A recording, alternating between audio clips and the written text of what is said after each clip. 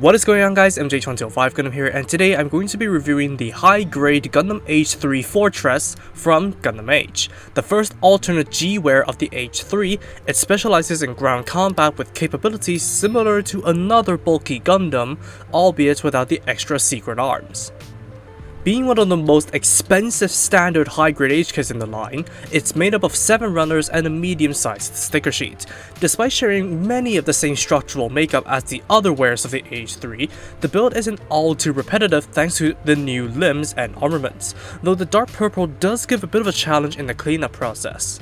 Otherwise, I'd say it serves as a good stepping stone towards more advanced builds due to the slight quantity of smaller parts, while not feeling too intimidating to tackle for beginners. Straight out of the box, and it's hard not to point out the obvious, the AGE-3 Fortress is a chunky boy, to the point where it exudes 00 influence again, this time taking heavy inspiration from the CeraV Gundam. I wonder if the dark purple is also a result of that though, as it does make the Fortress distinct from all the other wares period, instead of making it overly blue or red kinda like the early promotion version. The proportions are also spot on in pulling off the looks, but the sticker count is where it kinda falls apart. Out of all of them, I only deem the eyes, sensors, H symbol, the purple on the front skirts, the circles on the bottom of the feet, and the white and black ones on the core fighter to really be necessary.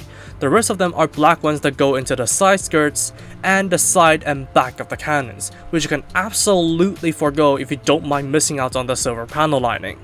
Apart from that nitpick, the AGE-3 Fortress looks great out of the box, with the ability to stand around menacingly with its silhouette and cannons, though applying panel lining and sand effects would definitely benefit the looks even further.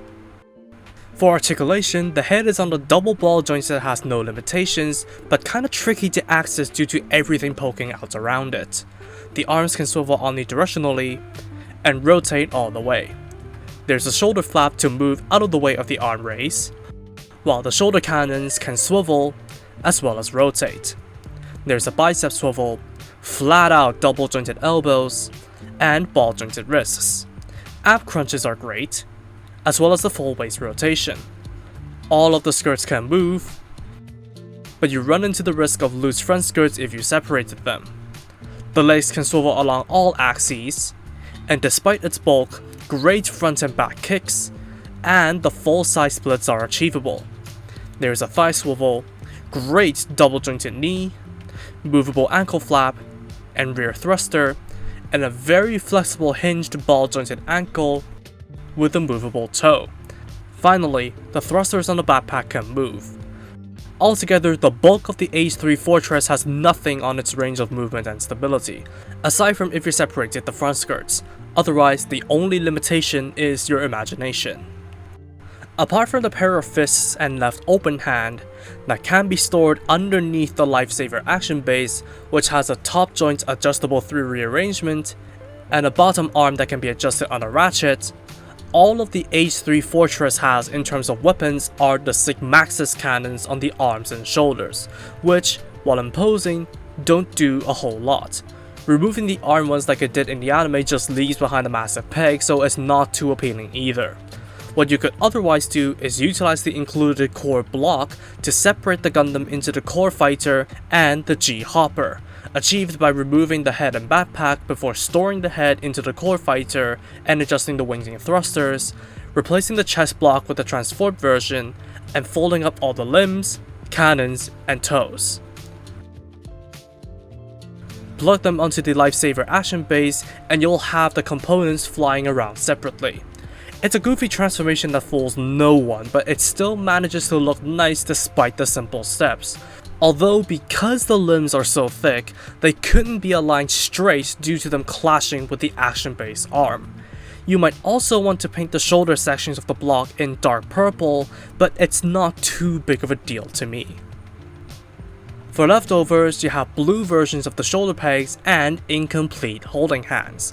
You'd have to swap the hand covers of the fists over if you want to use the hands, but then you'd have the added benefit of arming the Fortress up with weapons that somehow don't clash with the cannons.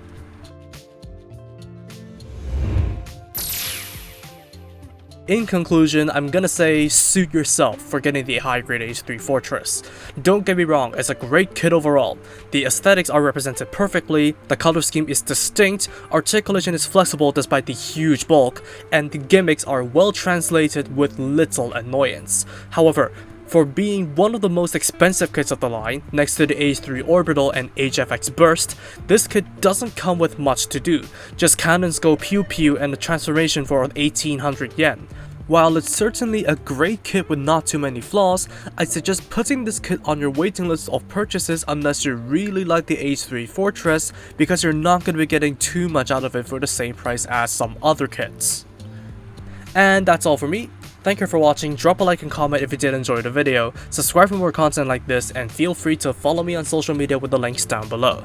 That said, take it easy, stay safe, and I'll see you in the next video. Peace out guys, bye bye.